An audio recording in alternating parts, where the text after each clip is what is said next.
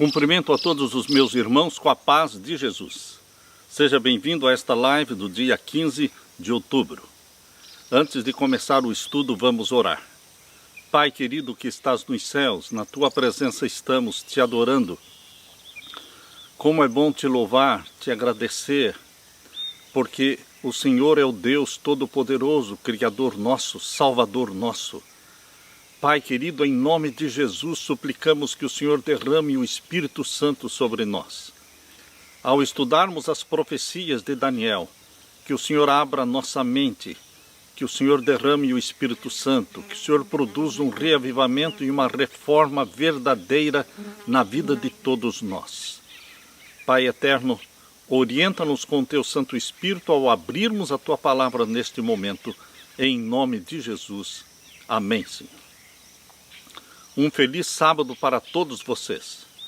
Vocês são bem-vindos a esta série que estamos fazendo, desvendando as profecias de Daniel. Eu aconselho você para que baixe os livros, as revelações de Daniel. Estes livros estão no nosso site apocalipserevelado.com. apocalipserevelado.com. De forma gratuita.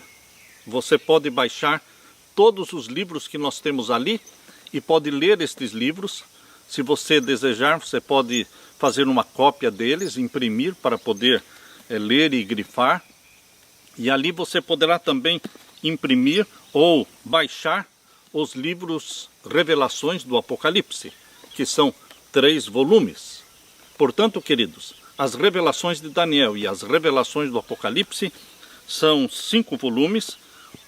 E você também pode baixar o livro Sétimo Milênio e também o livro Vícios Secretos. Todos estes livros estão grátis em forma de PDF para você baixar e poder ler e estudar e divulgar. Nós aconselhamos você também a se inscrever no canal, no nosso canal do YouTube, Samuel Ramos. Você estará ajudando a pregar a mensagem. Quando você se inscreve e quando você compartilha, você está ajudando a espalhar a mensagem de Deus, pregando o Evangelho através do YouTube. Queridos, vamos nos unir nesta missão de preparar um povo para a segunda vinda de Jesus. Hoje nós vamos continuar estudando com vocês a profecia de Daniel, capítulo 1. Abra sua Bíblia. Em Daniel, capítulo 1, nós estudamos com vocês, na última live, sobre Daniel capítulo 1, versos 1 e verso 2. Hoje vamos estudar o restante do capítulo 1 de Daniel. Abra sua Bíblia e vamos iniciar o nosso estudo. Vamos ler o verso 2. E o Senhor entregou nas suas mãos a Jeoiaquim, rei de Judá, e uma parte dos vasos da casa de Deus, e ele os levou para a terra de Sinar, para a casa do seu Deus, e pôs os vasos na casa do tesouro do seu Deus. Queridos, através de Jerusalém, Deus pretendia comunicar ao mundo a sua verdade. Mas o povo de Israel falhou no cumprimento da missão que Deus tinha para eles. Mas Deus não falhou. Deus não fracassou. Deus nunca falha, Deus nunca fracassa. Mesmo quando Israel falhou, Deus os usou, permitindo que eles fossem levados cativos para a Babilônia. E aquilo que eles não fizeram, que era espalhar a mensagem de Deus, o Criador dos céus e da terra, no mundo todo. Aquilo que eles não fizeram como povo livre, agora eles fariam como um povo cativo. Porque Deus permitiu que eles fossem para a Babilônia, a maior cidade do mundo, o centro do mundo. As atenções do mundo estavam voltadas para a Babilônia. Babilônia, a cidade dourada. Queridos, ali Deus colocou seu povo.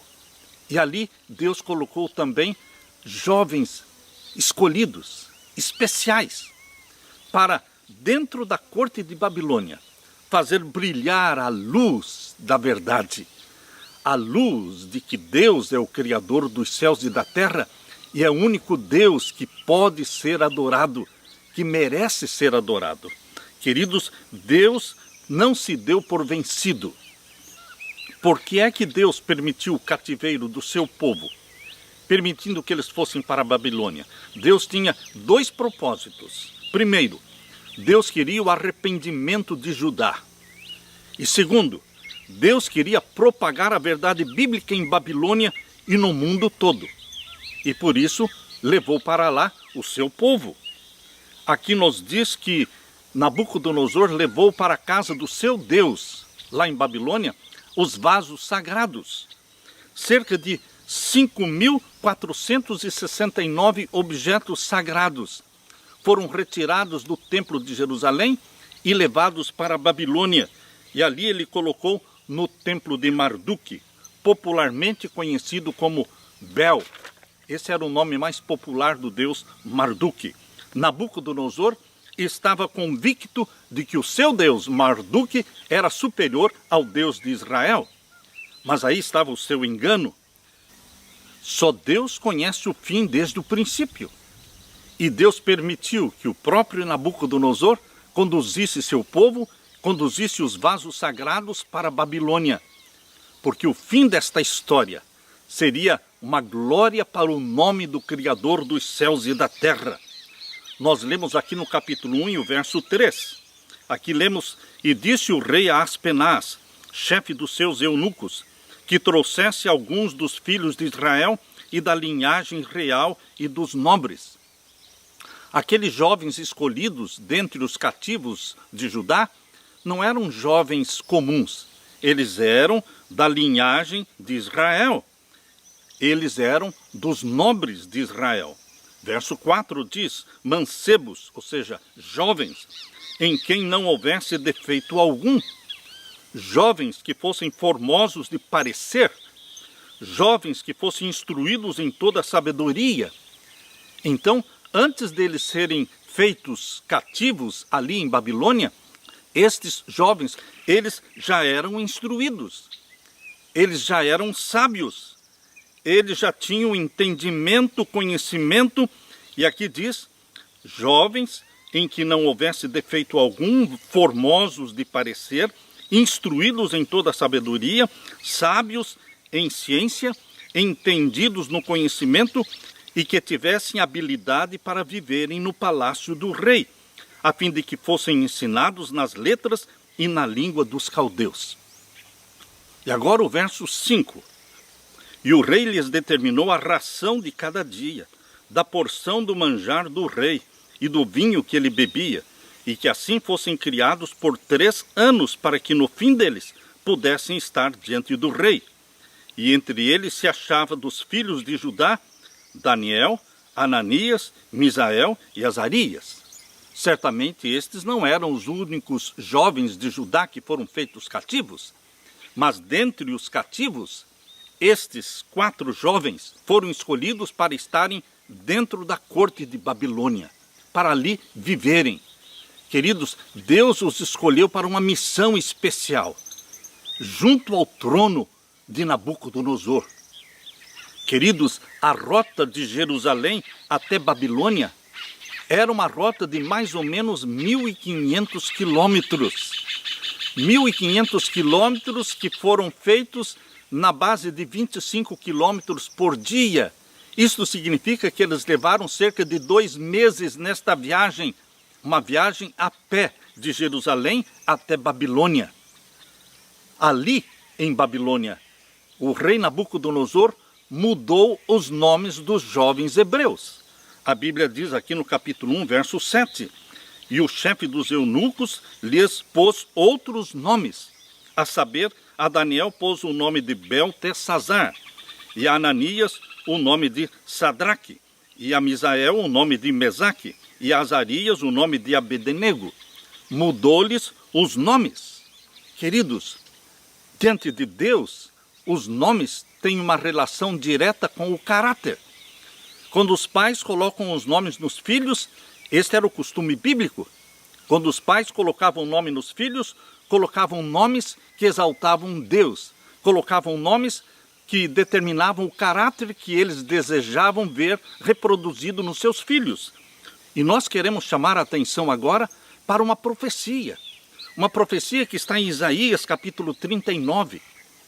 Esta profecia de Isaías capítulo 39, versos 6 e 7, fala de que quando o rei Ezequias falhou em mostrar o verdadeiro Deus de Israel, quando veio aquela comitiva de Babilônia para visitar Jerusalém, para descobrir o poder que existia por trás deste povo, a comitiva de Babilônia veio até o rei Ezequias para conhecer o Deus de Israel.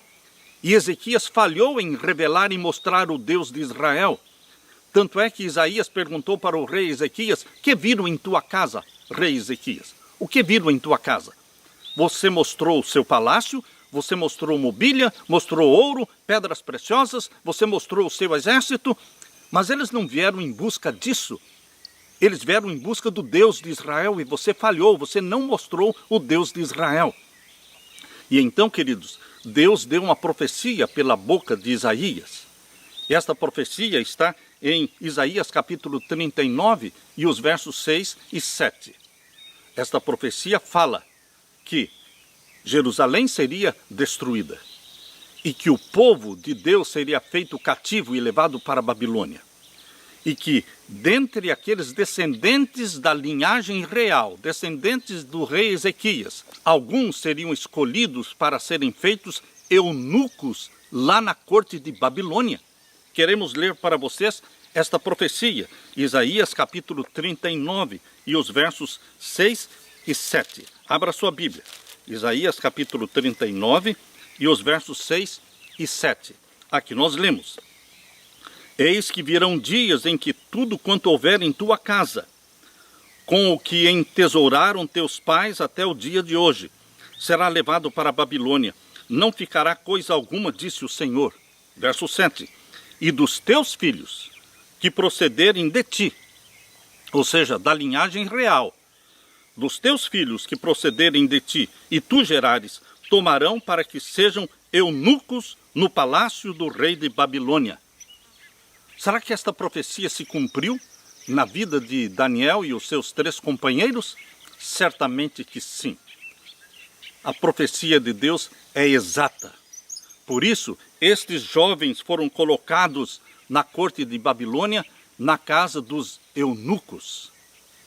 Tudo indica que eles foram feitos eunucos, queridos. Entre os israelitas, os nomes dos filhos eram escolhidos sabiamente. Os pais hebreus atribuíam significado ao nome dado aos seus filhos. Frequentemente representavam traços de caráter que os pais desejavam ver reproduzidos nos seus filhos. Na Bíblia, Deus muda um nome quando muda também o caráter. Por exemplo, Jacó, que significa o enganador. Deus mudou o nome dele para Israel, que quer dizer aquele que lutou com Deus e saiu vencedor. Queridos, Deus mudou o nome de Abrão para Abraão, que significa pai de uma multidão. Deus mudou o nome de Saulo para Paulo. Deus quer mudar também o seu nome e o seu caráter. Por isso nós vamos receber, conforme diz lá em Apocalipse, nós vamos receber de Deus no céu uma pedrinha branca com um novo nome, de acordo com o nosso caráter. Um caráter que reflete Jesus Cristo. O rei esperava convencer estes jovens e torná-los adoradores do Deus de Babilônia. Por isso, o rei mandou mudar o nome deles. Queridos, o rei Nabucodonosor não somente mudou o nome destes jovens, ele estabeleceu uma dieta para que eles comessem a mesma comida do rei, bebesse o mesmo vinho do rei. Isso nós lemos em Daniel capítulo 1 e o verso 5. Daniel e os seus companheiros tinham uma boa desculpa para comer a comida do rei, porque eles ali não tinham liberdade, livre-arbítrio, ali eles tinham que obedecer e se submeter aos mandos do rei Nabucodonosor e comer a comida que o rei determinou que eles comessem. Essa era uma imposição, mas, queridos, os filhos de Deus, eles exercem a liberdade de escolha dada por Deus. E Daniel e os seus companheiros foram firmes no exercício da liberdade de escolha, escolhendo ficar ao lado de Deus e não se contaminar com as comidas intemperantes do rei Nabucodonosor. Aqui nós lemos no capítulo 1, verso 5, e o rei lhes determinou a ração de cada dia, da porção do manjar do rei e do vinho que ele bebia, e que assim fossem criados por 3 anos, para que no fim deles pudessem estar diante do rei. E agora nós lemos também no verso 8. O verso 8 diz: e Daniel assentou no seu coração. A Bíblia mostra que Daniel era o líder daqueles 4 jovens. E Daniel assentou no seu coração não se contaminar com a porção do manjar do rei, nem com o vinho que ele bebia. Portanto, pediu ao chefe dos eunucos que lhe concedesse não se contaminar. Ele foi firme, ele foi ousado. Nós, filhos de Deus, precisamos ser firmes, precisamos ser ousados, precisamos ser diferentes. Não podemos andar com a maioria, não poderemos andar no caminho largo, porque a maioria não irá para o céu. Os que irão para o céu são os que vivem e andam no caminho estreito. São pessoas ousadas, determinadas, são pessoas diferentes, que não se conformam aos padrões do mundo, não conformismo aos padrões do mundo. Somos do padrão celestial. O nosso padrão de conduta é o celestial. Nós fomos transportados do reino das trevas para o reino da luz. Jesus Cristo gera em você a natureza santa de Jesus. Jesus Cristo nos transporta para o reino espiritual de Deus. E a nossa alegria é submissão a Deus, cumprindo a vontade do nosso Deus, custe o que custar, no comer, no beber, no vestir, naquilo que vemos, naquilo que ouvimos. Queridos, em tudo em nossa vida permanece o padrão celestial.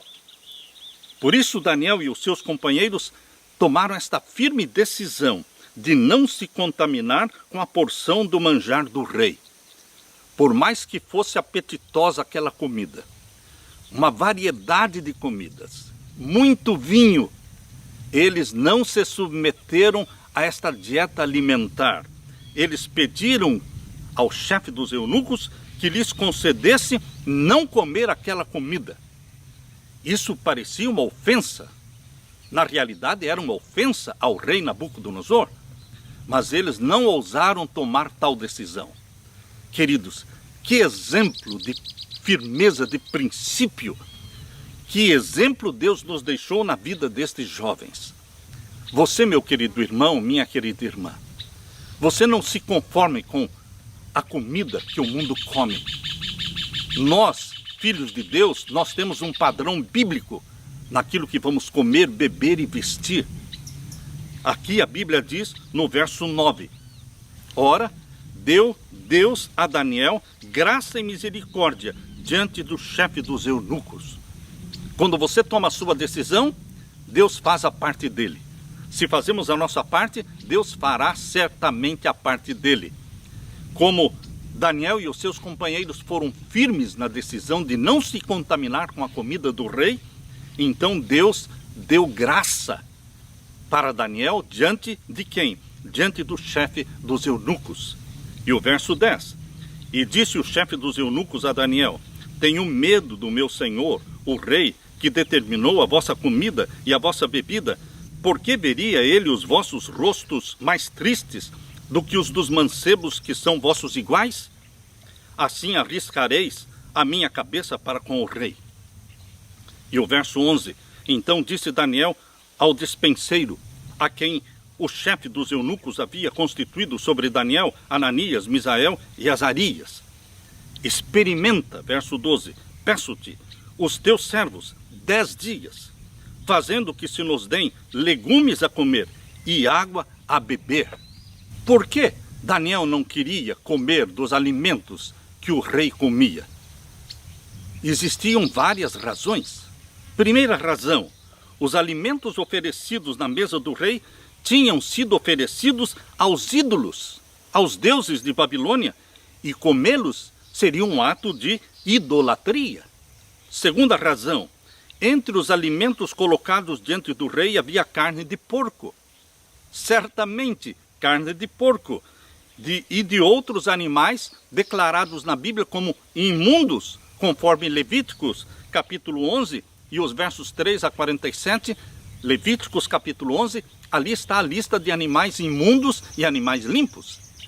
Mas estes animais imundos faziam parte da mesa do rei. Terceira razão, até mesmo os animais limpos servidos à mesa do rei não eram mortos da maneira apropriada, deixando escorrer todo o sangue. Portanto, queridos, mesmo sendo carne de animais limpos, conforme Levítico capítulo 11, mesmo assim, eles não poderiam comer porque os animais não tinham sido mortos da forma correta, deixando o sangue sair todo. É proibido por Deus comer carne com o sangue.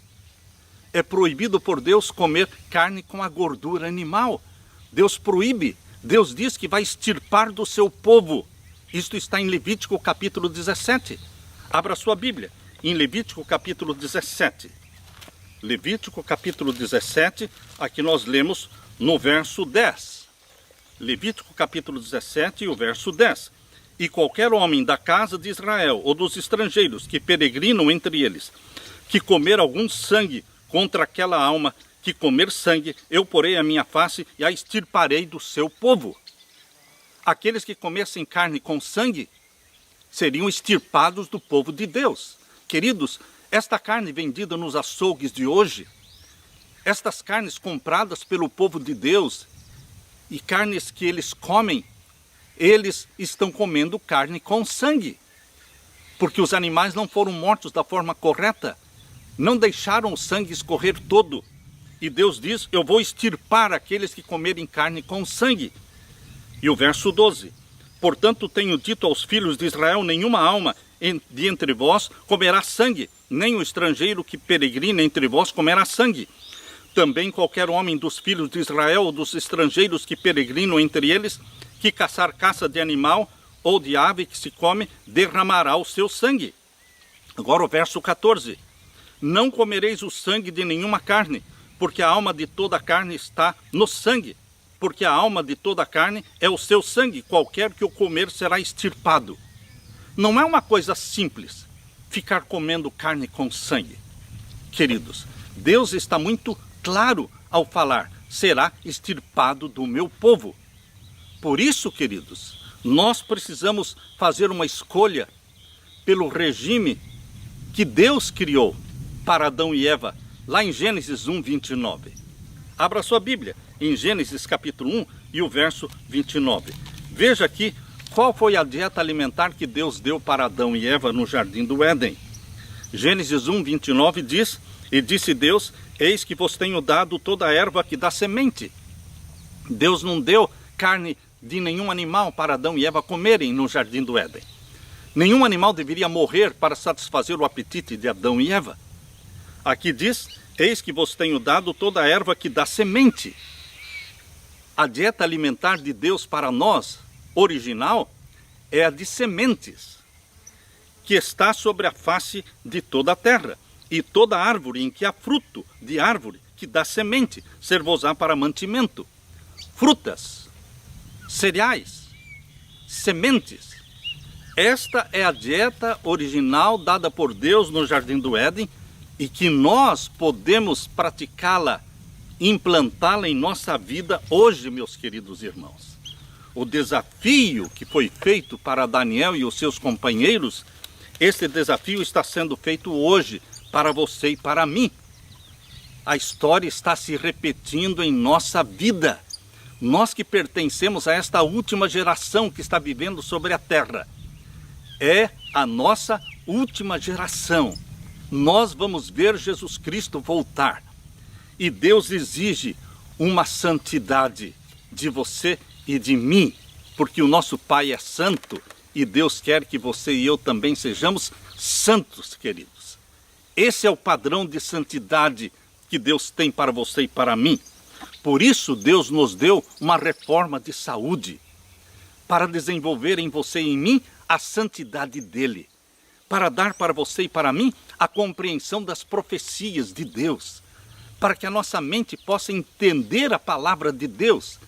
É impossível entender todas as verdades que Deus tem para revelar, se a nossa mente estiver bloqueada pela intemperança, pelo comer carne com sangue, queridos, Deus exige de você e de mim abstinência daquilo que é prejudicial.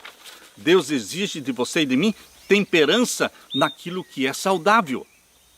Temperança é a forma moderada de comer aquilo que é saudável. Aquilo que é prejudicial não é temperança, é abstinência, é abster-se totalmente daquilo que é prejudicial. Daniel escolheu não comer os alimentos que afetariam as células do seu cérebro e bloqueariam a sua mente e o seu juízo.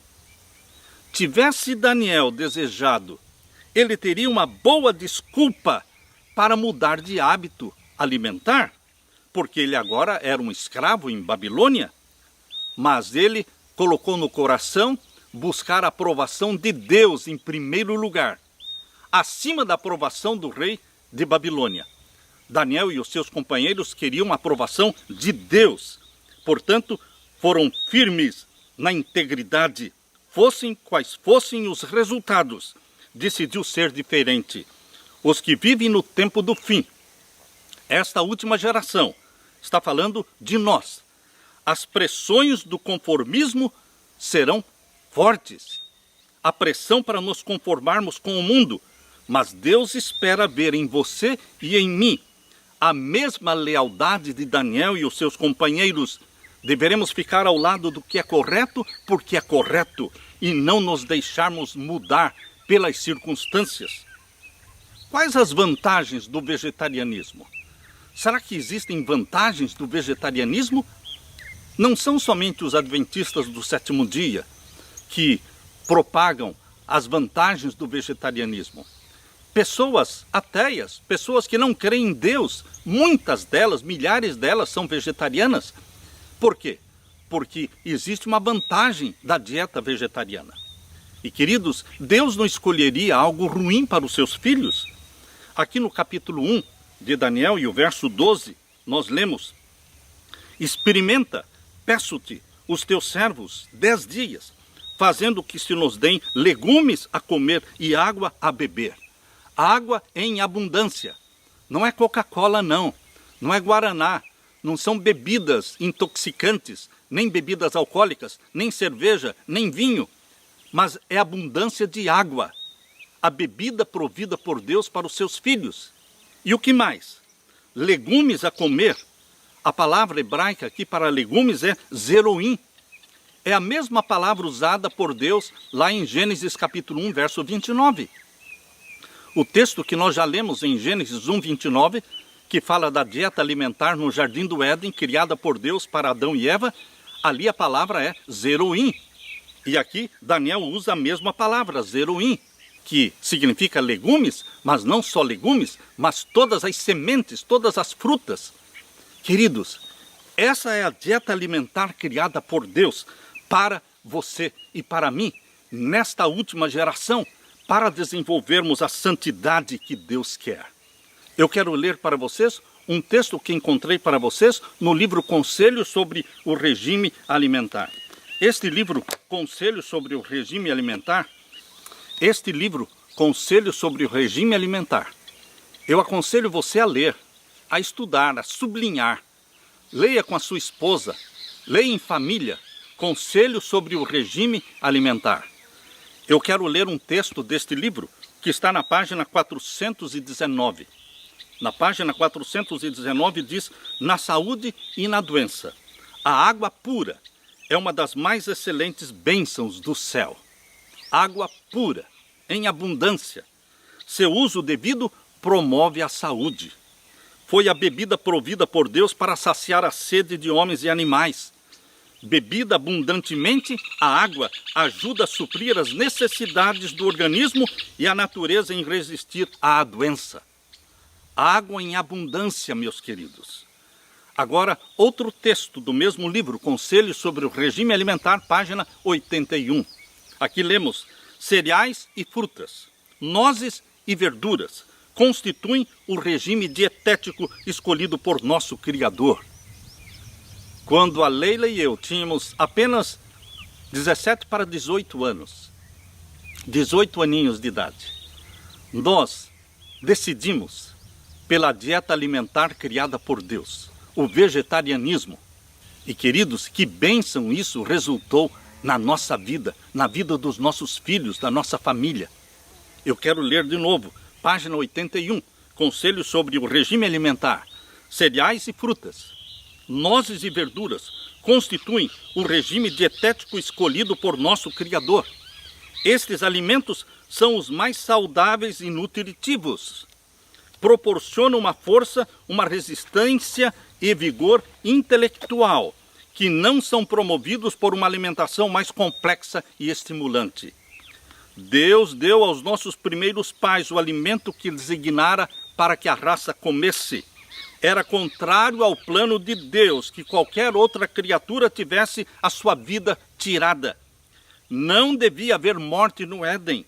Os frutos das árvores do jardim eram o alimento que as necessidades do homem requeriam. Isso está no livro Conselhos sobre o Regime Alimentar, página 81. E agora, queridos, na página 380 do mesmo livro, verduras e frutas e cereais devem constituir nosso regime. Nem 1 grama de carne deve entrar em nosso estômago. Como é que é? Vou ler de novo. Nem 1 grama de carne deve entrar em nosso estômago. O comer carne não é natural. Você pode estar pensando, mas no Antigo Testamento eles comiam as carnes limpas. Jesus Cristo comeu peixe. Queridos, nós não estamos falando do Antigo Testamento, nós não estamos falando dos dias em que Jesus viveu na terra, nós estamos falando da última geração. Não pense que Deus vai requerer desta última geração o mesmo que requereu do povo de Deus que viveu no Antigo Testamento ou nos dias de Jesus. Esta última geração, Deus tem um padrão mais elevado. Mais elevado. Queridos, os 144 mil serão escolhidos desta última geração. Deus quer um povo santo vivendo na terra nesta última geração. Um povo que vai receber o selo do Deus vivo. Um povo que vai viver à vista de um Deus santo, sem um intercessor no céu. Um povo que vai romper com o pecado e decidir parar de pecar, pecados voluntários e conscientes. Deus elevou o padrão espiritual agora nesta última geração. Deus não baixou o padrão espiritual, Deus elevou o padrão espiritual. Por isso a reforma da saúde é uma verdade presente para os nossos dias. Não fique olhando para o passado para descobrir o que você deve comer ou beber. Olhe para as revelações de Deus, a verdade presente para os nossos dias, para a última geração. Verduras, frutas e cereais. Conselhos sobre o regime alimentar, página 380. Verduras, frutas e cereais devem constituir nosso regime. Nem 1 grama de carne deve entrar em nosso estômago. O comer carne não é natural. Devemos voltar ao desígnio original de Deus ao criar o homem. E ainda, queridos, no mesmo livro, Conselhos sobre o Regime Alimentar, página 380 e 381, nós lemos: entre os que estão aguardando a vinda do Senhor Jesus, o comer carne será, afinal, abandonado. Isso é taxativo. Entre os que estão aguardando a volta de Jesus, o comer carne será abandonado. A carne deixará de fazer parte da sua alimentação. Aleluia, aleluia e aleluia. Vamos deixar de matar os animais para saciar nosso apetite? Vamos sim comer daquilo que Deus produziu através da terra. Sementes, plantas, frutas, cereais, nozes, castanhas e abundância de água. Agora, queridos, leia comigo o capítulo 1 e o verso 15 a 17. Capítulo 1, verso 15 a 17. E ao fim dos 10 dias, apareceram os seus semblantes melhores. Não foi por acaso, não foi por sorte, mas foi pela bênção de Deus, porque a bênção de Deus repousa sobre aqueles que obedecem às leis da saúde criadas por Deus. E aqui diz, e ao fim dos 10 dias, apareceram seus semblantes melhores. Eles estavam mais gordos do que todos os mancebos que comiam a porção do manjar do rei. Desta sorte, o despenseiro tirou a porção do manjar deles e o vinho que deviam beber e lhes dava o quê? Legumes, zeroim, sementes, frutas, plantas, nozes, castanhas. E o verso 17. Ora, a estes 4 mancebos, 4 jovens, Deus deu o conhecimento e a inteligência em todas as letras e sabedoria. Mas a Daniel deu entendimento em toda a visão e sonhos. Queridos, que maravilha! Deus honra a sua palavra. Quando você empenha em obedecer a Deus, praticar a dieta original que Deus deu, Deus honra a sua palavra. Deus os recompensou com sabedoria. Hábitos físicos, queridos, corretos, promovem a superioridade mental. Isso está no livro Conselhos sobre o Regime Alimentar, página 28 e 29. Leio de novo. Hábitos físicos corretos promovem a superioridade mental. Faculdade intelectual, força física e longevidade dependem de leis imutáveis. Deus sempre honra o direito, a forma ereta, o passo firme, elástico, a agradável fisionomia, os sentidos apurados, o hálito incontaminado. Tudo isso era um certificado de bons hábitos, insígnia da nobreza com que a natureza honra os que são obedientes às suas leis. Queridos, Deus quer honrar você nesta última geração, mas Deus requer de você a santidade que é dele. Ele quer dar para você a santidade dele. E Deus quer fazer de você um reformador. E então fazer de você um reavivador. Primeiro Deus nos faz reformadores. E então reavivadores. Porque reforma e reavivamento andam juntos. Agora leiam comigo Daniel capítulo 1, verso 18 a 20. E ao fim dos dias, cerca de 3 anos, em que o rei tinha dito que os trouxessem, o chefe dos eunucos os trouxe diante de Nabucodonosor. E o rei falou com eles, e entre todos eles não foram achados outros tais como Daniel, Ananias, Misael e Azarias. Por isso permaneceram diante do rei. E em toda a matéria de sabedoria e de inteligência, sobre o que o rei lhes fez perguntas, os achou 10 vezes mais doutos. 10 vezes mais doutos do que todos os magos ou astrólogos que havia em todo o seu reino. E ali esteve Daniel até o 1º ano do rei Ciro. Foi longa a vida de Daniel no reinado de Nabucodonosor e depois também no reinado de Ciro, da Medopérsia. Ali permaneceu Daniel como uma testemunha fiel e verdadeira.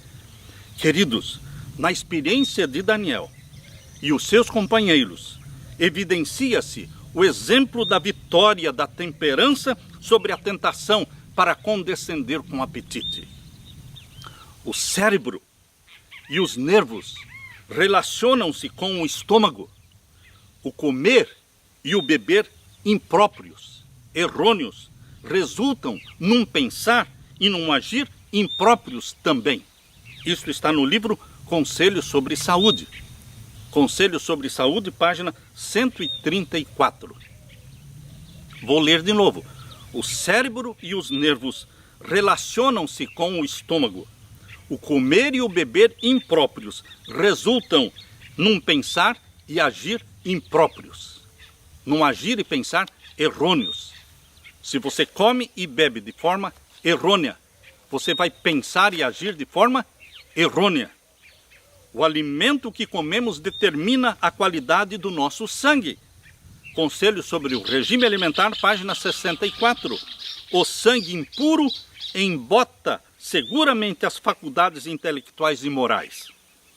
E na página 59, diz que a força dominante do apetite demonstrar-se-á a ruína de milhares, quando, se houvessem triunfado nesse ponto, teriam tido força moral para ganhar a vitória sobre qualquer outra tentação de Satanás.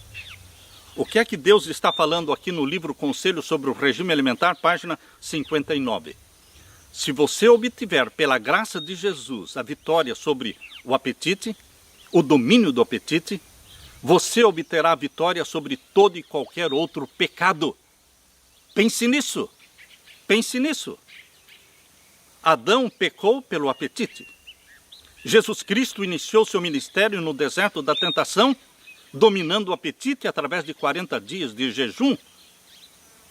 A primeira tentação de Satanás para Jesus no deserto foi: transforma estas pedras em pães. Era uma tentação porque Jesus podia transformar pedras em pães. E era uma tentação porque Jesus estava morrendo de fome depois de 40 dias sem comer. Por isso, queridos, o apetite precisa ser vencido. Jesus Cristo começou exatamente onde Adão falhou. E Jesus Cristo quer que você também seja vitorioso no domínio do apetite. Por isso eu leio de novo, Conselho sobre o Regime Alimentar, página 59. A força dominante do apetite demonstrar-se-á a ruína de milhares, quando, se houvessem triunfado nesse ponto, teriam tido força moral para ganhar a vitória sobre qualquer outra tentação de Satanás. Qualquer outra tentação de Satanás poderá ser vencida se você, em nome de Jesus, desenvolver o domínio do apetite. A condescendência com o apetite tira o vigor físico e a clareza intelectual e o poder espiritual. Deus disse em primeiro livro de Samuel, capítulo 2, verso 30. Ali Deus diz: aos que me honram, eu honrarei. Queridos, o livro de Daniel começou com um aparente fracasso para Deus e para o seu povo. Mas Deus não conhece fracassos. O aparente fracasso era uma vitória do nosso Deus. Aos olhos humanos, o Deus de Babilônia estava vencendo. Mas Deus é o grande vencedor. Em apenas 3 anos, apenas 3 anos foram suficientes para provar quem é o vencedor. Existem muitas aparentes vitórias, queridos. Mas nós não queremos aparentes vitórias. Nós queremos vitória. Vitória eterna. E a vitória eterna é em Jesus Cristo. É em obediência aos mandamentos dele. Não somente os 10 mandamentos, mas obediência também aos mandamentos da lei da saúde. Deus escreveu as leis da saúde. E Deus escreveu também a lei moral, os 10 mandamentos. E nós, em nome de Jesus, seremos obedientes a Deus em todos os aspectos da nossa vida. Rick era um jovem que gostava de apreciar o voo das águias. E um dia ele estava apreciando o voo de uma águia. E de repente ele percebeu que aquela águia mergulhou num matagal. E quando ela levantou o voo, ela levava consigo uma presa. Rick continuou observando aquela águia e percebeu que ela estava voando com dificuldade, quase sem rumo, segurando a presa. Depois de um tempo, ele percebeu que a águia começou a descer, ainda segurando a sua presa, mas ela começou a descer e caiu abruptamente. A curiosidade de Rick fez com que ele corresse até o lugar onde a ave tinha caído. E ali estava a águia espatifada no chão. Ali, queridos, ele viu o que aconteceu. Aquela poderosa águia tinha apanhado como presa um animalzinho chamado furão, um dos mais terríveis roedores das montanhas. E quando ela carregava aquele furão vítima, o furão roeu a barriga da ave, a ponto de lhe tirar os intestinos. E ela caiu, espatifou-se no chão.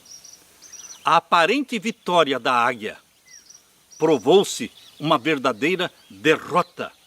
Queridos, a destruição de Jerusalém também, a destruição do templo, o fato do povo de Deus ser levado cativo para a Babilônia, uma aparente vitória para Satanás, uma aparente derrota para o povo de Deus. Mas Deus não conhece derrotas, Deus não conhece fracassos. Mais uma vez, ali dentro de Babilônia, na corte, ficou provado que Deus é o vitorioso. Para os que vivem agora nesta última geração, você e eu, que estamos vivendo no tempo do fim, o conflito entre o bem e o mal será mais intenso. E o padrão espiritual de Deus, de santidade, foi elevado. Elevado, porque Deus é santo, ele diz, porque eu sou santo, sede vós também santos. Queridos, Deus quer de você e de mim a mesma decisão e firmeza de princípio de Daniel e os seus companheiros. Não beberemos do vinho de Babilônia. Vivemos num tempo em que Babilônia está viva, dando a beber a todas as nações e a todas as igrejas o vinho da sua prostituição, as suas doutrinas erradas, impondo diante do mundo as festas pagãs. As festas pagãs sendo comemoradas por todas as igrejas cristãs, até mesmo a nossa. Queridos, Deus quer um padrão de santidade diferente em você e em mim. A Jerusalém de Deus venceu naquele tempo e Babilônia foi derrotada. E a Jerusalém de Deus hoje representa o Israel espiritual de Deus. O remanescente fiel de Deus hoje é você. E Deus vai nos fazer vitoriosos. Por isso, queridos, em Filipenses capítulo 4, verso 13, nós dizemos, eu posso todas as coisas em Cristo que me fortalece. Ele é o vencedor. Você e eu somos mais do que vencedores. Repita, em nome de Jesus Cristo, eu posso todas as coisas em Jesus Cristo que me fortalece. Que Jesus Cristo dê para você o Espírito Santo. Que o Espírito Santo gere em você a natureza santa de Jesus Cristo.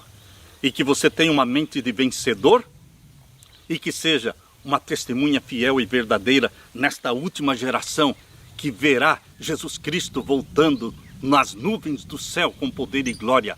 Amém? Aleluia e aleluia. Deixo com você a bênção do meu Jesus e a paz que só Ele tem para dar.